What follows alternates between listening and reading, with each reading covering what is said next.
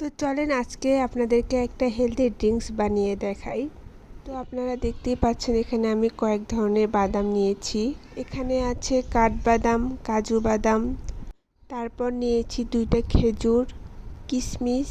এগুলো আমি আধা ঘন্টা বা 1 ঘন্টার মতো ভিজিয়ে রাখবো। তারপর সব কিছু ব্লেন্ডারে দিয়ে ব্লেন্ড করব। এখানে একটা কলা নিয়েছি, তারপর নিয়েছি 2টা খেজুর, তারপর এখানে দিয়ে দিব 2 চামচের মতো দুধ। তারপর এখানে আমি দিয়েছি হরলিক্স।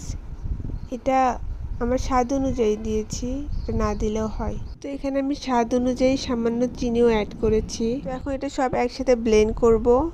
এই তো আমার ব্লেন্ড করা হয়ে গেছে। ব্লেন্ড করার পর জিনিসটা এরকম হবে। তারপর আমি এটা গ্লাসে ঢেলে নিব। গ্লাসে ঢেলে নেওয়ার পরে আমি এখানে সামান্য মধু অ্যাড করে দিচ্ছি। তো এই তো আমার হেলদি ড্রিঙ্কস প্রায় শেষ। আপনারাও বাসায় ট্রাই করতে পারেন। এই তো টাটা।